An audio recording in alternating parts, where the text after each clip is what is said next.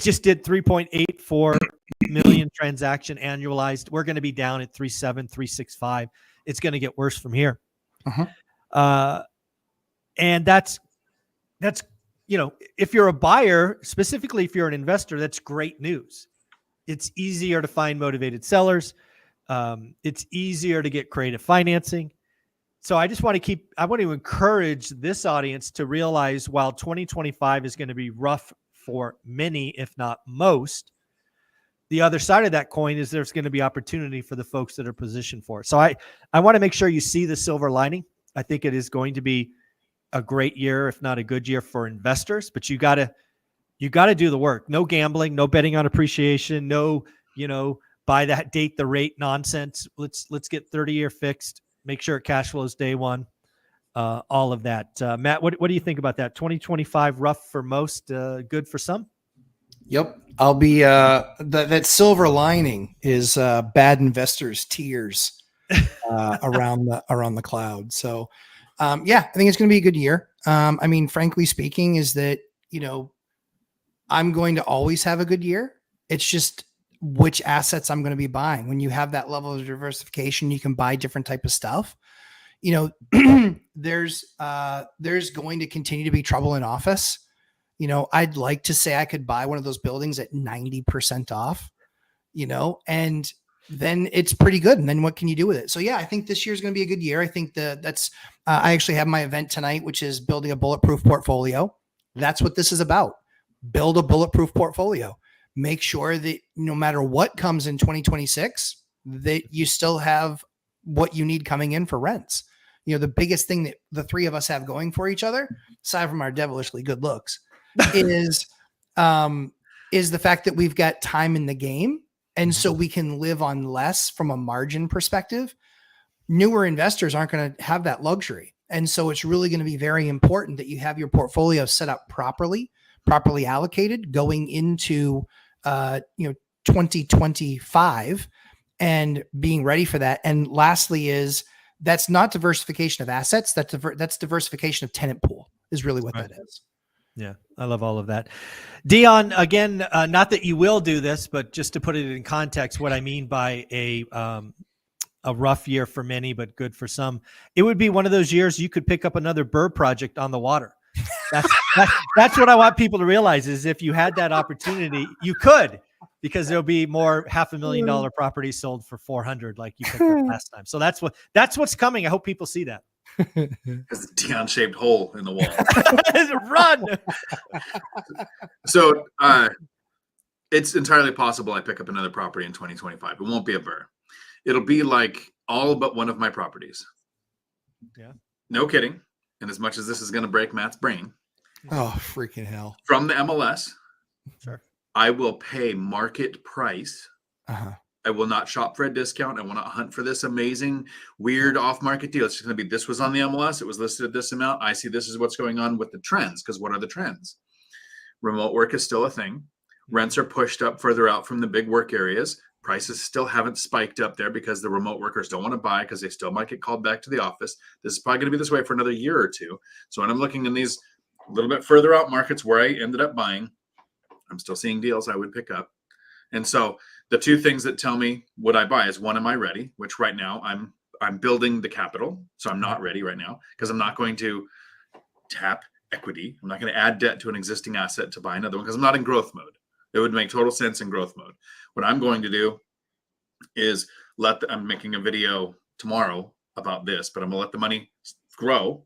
And then when it's ready, and I'll spend about 3 months at least hunting to make sure I'm getting a great deal in the current market, knowing area average, knowing what rents are, knowing what prices and interest rates are. Then I'll buy another deal sometime next year, just because that's how almost all my deals, all but one, were acquired that way, straight from the MLS.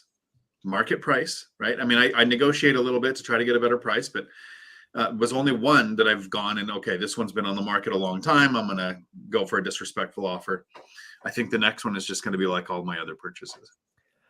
I really hope that's not the case. We got to lead by example. You got to go. You got to at least try to get a disrespectful offer. Why pay market price? It's going to be that kind of environment. We've established he's allergic. He's allergic to cash. He hates cash. He I'm hates pretty money. sure the bags of cash he has that he comes in on a monthly basis, I'm pretty sure he like puts them in the corner and then like shoots at them. And it's like, you're naughty cash. You're bad. I hate you. You're bad. It's a lumpy cash. mattress full of cash. But Yeah. I just did an interview or an hour-long talk with Mikey Buzztune, right? He won the hour giveaway for anybody going to the One Rental at a Time event, and in the video leaving a comment. In the last year, he's acquired 2 properties. He's closing on his 3rd now, all from the MLS. All price. He's negotiating as best he can, right? He's going to have property manager. He's cash flowing.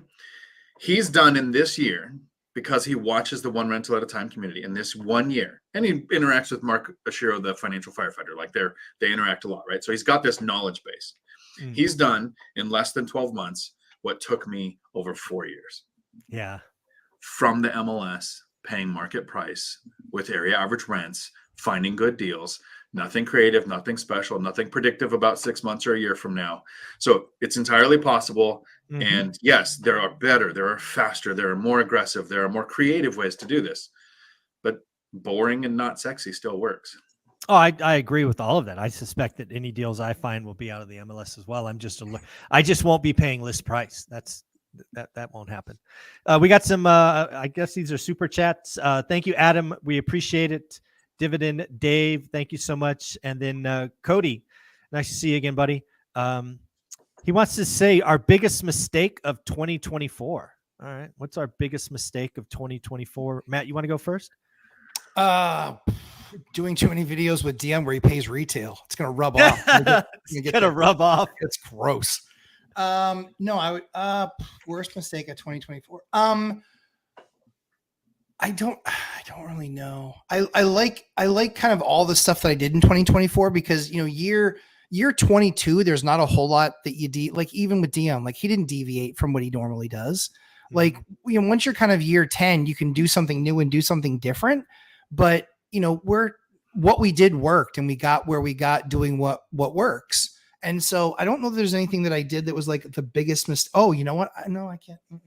No, I look at it and I just go, it was fine. Like, I think the biggest mistake that I made was going into doing a 1031, and not realizing it was a triple 1031 into 1031 into 1031, and not having 4 or 5 properties really locked down, but only having a couple. And so got one done and then one blew up and then it was a, oh no moment. So I'd say that's probably the biggest mistake I made this year was next time, the next 1031 that I'm going to do it with more assets, more assets available that I can get on the list. Makes sense. Dion, any thoughts on a mistake in 2024? Yes, not being at the McDonald's where Trump was serving the fries, because then I would take Dividend Dave's super chat right there and I would go buy me some fries and have Trump give them to me. My biggest mistake in 2024, Cody, comes from actions I took in 2023. And I hate to kind of disagree with what Matt said. That's not on purpose. I swear this time. Matt said I didn't deviate from what I normally do. And my biggest mistake of 2024 is I should have spent the entire winter, 2023 to 2024, on a beach in Thailand, scuba diving with whale sharks and tourists from all over the world, enjoying a summer in my retirement. And instead, I went through a 10-month burr, which created $3,750 an hour for my time, because my time is worth so much more than that. I know it sounds stupid and sounds ridiculous. And most of my life, I've made $20 an hour. You're right. But you're right. I lost a year. I lost a year of the traveling and scuba diving that I'm going to do this year. That was my biggest mistake, Cody, was doing a burr when boring and not sexy could have increased my cash flow. Maybe not increase my net worth as much as this burr did, but it would have increased my time freedom in retirement more so than, like Matt said, though, what we did worked. And now I've retired and now I can try other things. I did try something else. And what did it do? It cost me a year. So often we talk about year 1 not being like year 20, right? And year 1 not being like year 10, right? You don't expect a 10-year-old to act like a 1-year-old. You don't expect a 22-year-old to act like a 1-year-old, unless you're my brother-in-law. And so the challenge becomes, that's great in retirement. And this is one of the few things that Dion and I disagree with. That's great in retirement, but it's not great when you're climbing the ladder and when you want to get out faster. I wanted to get out faster, right? So when I wanted to get out faster, my goal was as many inputs as I possibly could get would allow me to make the best deal, the best decision that would help me get out of the game faster. And so for a while it was about growing. It was always about growing the financial number. I didn't care necessarily about, I was trying to get to 100 assets or 200 assets or 300 assets. Didn't care. It was about getting to a much, much bigger number. And so my path was do everything I can to accelerate to get to retirement, because now, Dion, I would not go scubaing with Dion in fear I get harpooned. So, that's the only reason that's not going to happen. But that's where, for me, that's what I'm so passionate about on the beginning side of it, is if I can do those bigger transactions. And Dion could have done that deal, 3 years ago, 4 years ago. He had the skills to do that deal. So if you can do just one or two of those, boom, done. You just rocket shipped yourself through, and now you're retiring years earlier. And that's the only beef that I have with that, is I know that he wouldn't do it again now. I mean, he needs his beauty rest. And he's got to get his tanks prepped. I get all that stuff. But when you're in it and you're trying to get to that other side of the mountain, I don't want to take the scenic route on that first mountain. I want to get everything I can in fast and speed and get to the other side so I can start my vista view. Yeah. So I was thinking about my biggest mistake in 2024, and I'm going to call it Buying Vegas, that 6-part TV or whatever you want to call it series I put together. That was $10,000 it was good filming. And yeah, I mean, it was fine, but I mean, I have to do so much more with it, right? We got to walk properties and do all these things, and it just morphed into this bigger. And then I had to get everybody's schedules together, and I'm like, I'm too lazy. This is too hard.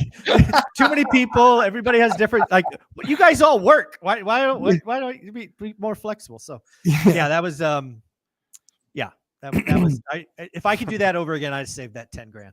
Let's just say that. So it's the truth. It's the truth.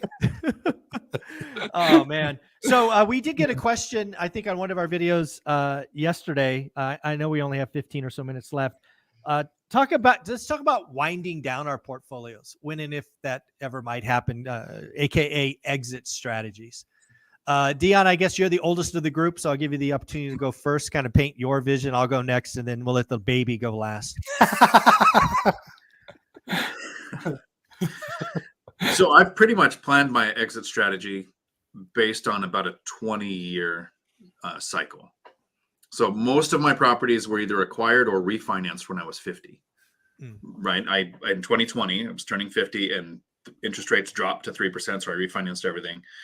So in about 20 years, I will not make extra payments. I will not use the HELOC strategy to pay it off sooner. I will just have 20 years of loan amortization and principal pay down happening to have a serious amount of equity to where I won't have much left. I'll probably sell 1 or 2 properties to take care of all of the debt. And then I'm going to sell or finance the entire portfolio to somebody like Millennial Mike, right? Somebody who's in the game, who's about 20 years younger than me, to start their cycle to probably do something similar. Right. And then have a note and get away from tenants, toilets, and termites, but still have the income. Yeah. I think my strategy is pretty similar to that, with one kind of caveat. We are definitely going to set up a portion of our portfolio, call it 20%, call it 35%, somewhere in there, as free and clear properties for our daughter, right? So, when we do pass, she gets the stepped up basis, and, she'll be taken care of for the rest of her life. The other, let's call it the other 60%, maybe 70% of the portfolio, I suspect we sell off 25% or so of that. We get big piles of money, and then we sell or finance the rest. I think that's where we're going to end up. Matthew? It depends on what my kids want to do, honestly. If they've already been in it, they're all in it. They all go to job sites. They'll meet with contractors. They all see all that stuff. So, quite frankly, I think it's going to be we'll see if one of the kids wants to run the business and if they want to buy out of the business or if they want to run it and get a bigger share because they're, contributing to their siblings. Don't know. But my guess is, so if all 4 of my kids hate it and they're just like, Dad, no interest, like, don't want to do it. Don't want to, nothing, no good. Then we would probably, start to sell our finance and do it on like a rolling, do it like over a rolling amount of time, and then just, keep on selling more and more and more. Because, at that point, the cash flow from that, even now, the cash flow from that, I don't look at price tags anymore. So the cash flows at a point now where it's like, okay, now I have a Dion problem, or more of a Dion problem. I have a bunch of cash that I have to find a place to spend it. Right. So yeah, I would start. So it's going to be looking at what the kids want to do with the business. I know if I died tomorrow, Ashley would sell them all. So yeah, I think that's actually. Wow, would Olivia sell them all? I'll have to ask her. Yours is different. Yours is different because you already have everything set up to be managed. Yeah, she might just go, hey, sell half, but the other half keep and manage. Yeah, something like that. Yeah. Yep. Yeah. Or about, hey, Zuber, if I had to self-manage, what would I do? And then Dion and Matt, the opposite of that. I would go buy a commercial building, a little, 1,000 square foot commercial building, and I'd hire some people because I'm personally never going to take those phone calls and do those things. I would wrap a team around me. Which, Olivia and I have thought about doing. If we actually lived in Fresno, California, if that was where one of our houses were, yes, we've talked about that, but you can't really do that from another state. So, not going to work. Do you guys have any thoughts? Yeah, what would you do if you had a PM? You had to rely on a PM. So, this is going to be counterintuitive because this is the way Dion sees the world and has been successful. I like Zuber. Hire slow, fire fast, right? And you had 5 PMs in your first couple of years or something like it. I forget the details, but it was something like that. Mm-hmm. I would want to hire a PM who doesn't like me. I would specifically be going out of my way to make sure they don't like me. Like my lenders don't like me. My lenders can't stand me. Because the best treatment you'll get from a vendor is a vendor who's uncertain of their position with you. The person who has the ability to walk away has the power. So if I have a property manager that knows that based on how they treat me, the attention my rentals get is the likelihood of me continuing to work with them, which means they don't like me because they like the people that they can kind of walk on. They won't be able to do that with me. So it's going to be a negotiated lower percentage, right? The lowest that I can negotiate compared to what else is out there. That could be anywhere from 6 to 30%. What is normal? I'm going to try to beat that. Just like the buying a rental off the MLS, I'm going to try to find a deal that beats the area average. Then it's going to be no fee tenant placement because I want them fearing tenant turnover as much as I would. My brother he just fired his property manager. We did a video 2 days ago on this. He had a no fee tenant placement, 6% property manager, but they messed up on a water heater replacement. And he was like, no, I'm firing you on all my properties and I'll just manage it myself. I would have several comparable property manager offers on what it would be to manage my portfolio. And each property manager that I've talked with would have seen the other property management companies' offers on what they're doing to know what they're competing with, that they either have to match or beat to keep my business. It's how I would do it. It's how I would run it. And I might do that someday. It's exactly how I would do it. Someday I might maybe do that. Yeah. So we insource property management. And so it would be literally about a week transfer, and we could have it all over to a property manager. But what we would do probably a little bit differently is I would actually hire 3 different ones, put them all in our system, give them all their section of properties to manage.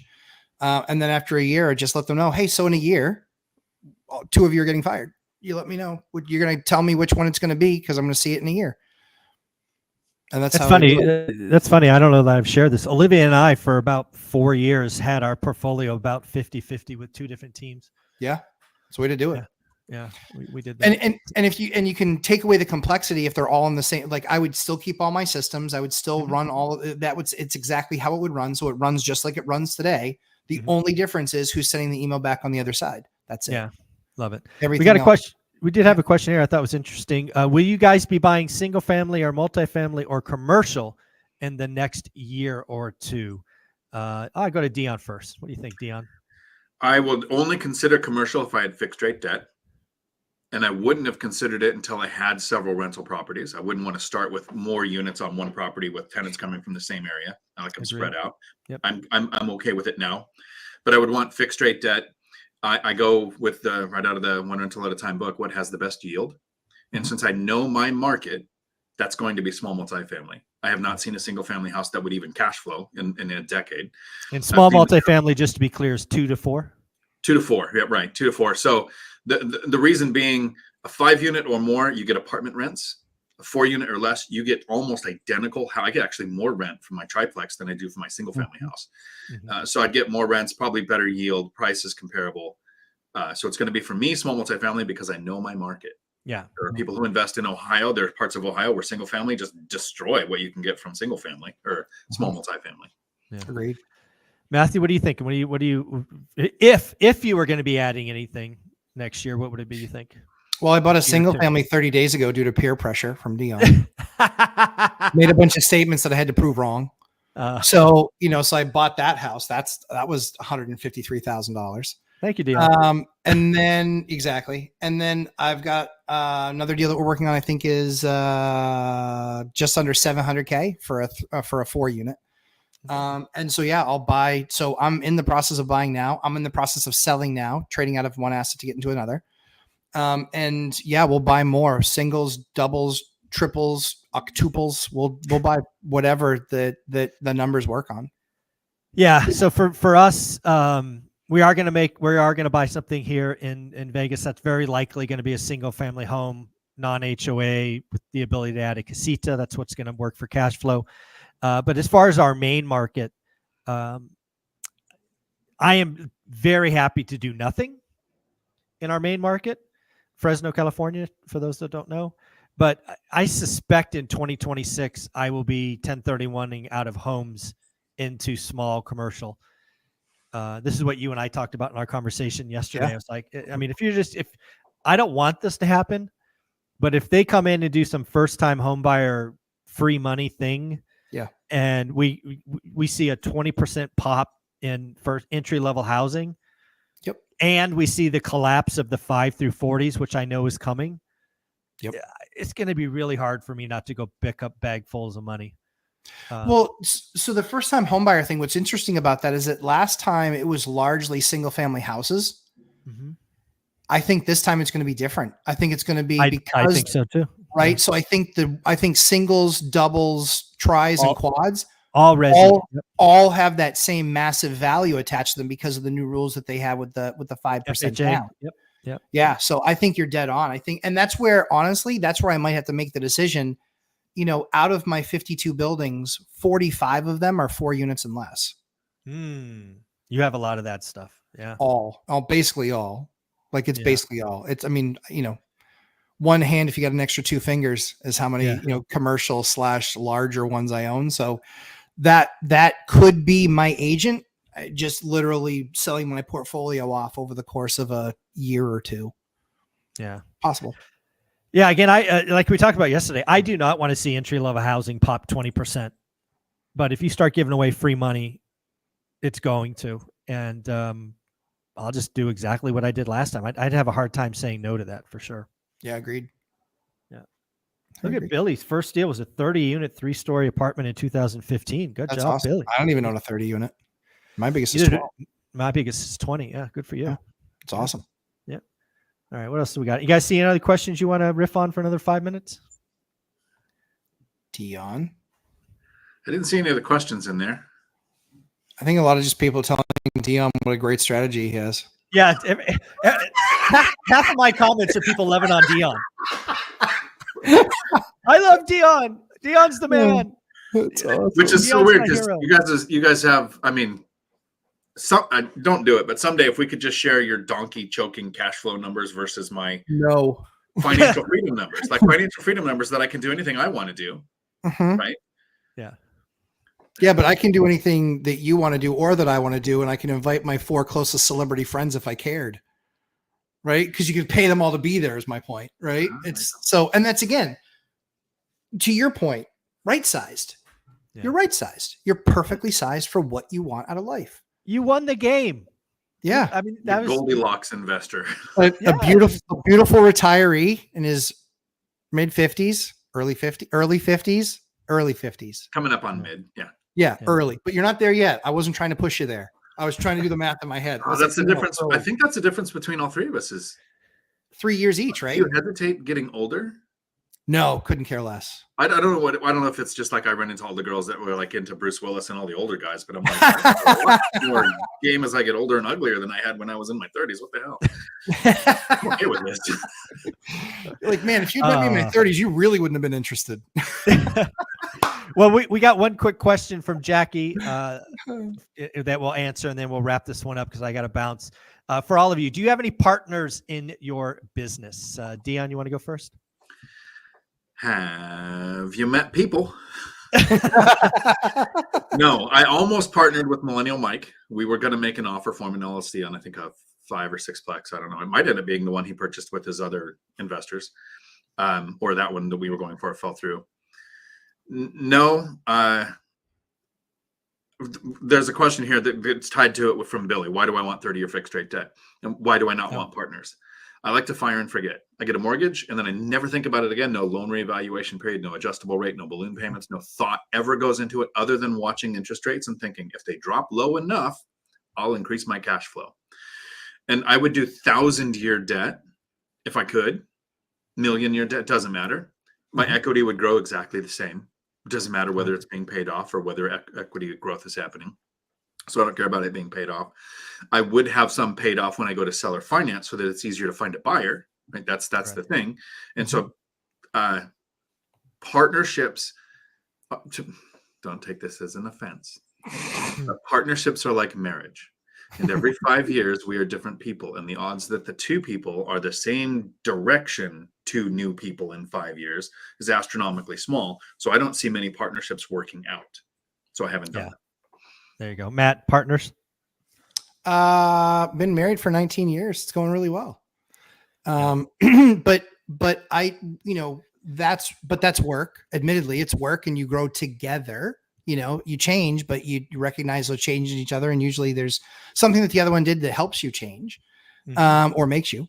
And I think the cool thing about it is that, I think partners work for a lot of people. I think what's really funny is the more that I do this, the more partnerships I see break up, like really successful partnerships where you're just like, wow, like never would have expected those guys would go to two different directions or that guy and that girl would go right. But that's what happened. So yeah, no partners for me. I'm kind of, on that part of my life, I'm very right-sized. I agree with Dion wholeheartedly with his approach in that regard, because I think it's the right approach. I mean, know thyself. And I don't, I want it done my way because my way works. Yeah, so we don't have any partners either. Olivia is obviously 50-50 on everything we own. That said, we have raised millions of dollars, but it's always been debt. I will never have an equity partner. Right. I'll have debt partners, but I won't have equity partners. So I've raised, I don't know, 10 million, I think 9 million. I counted one time, $9 million in private money over the years. Paid it all back. I don't have any of it right now. But yeah, I'll take debt because again, there's a note, there's a clear process. If I don't pay, they get the asset.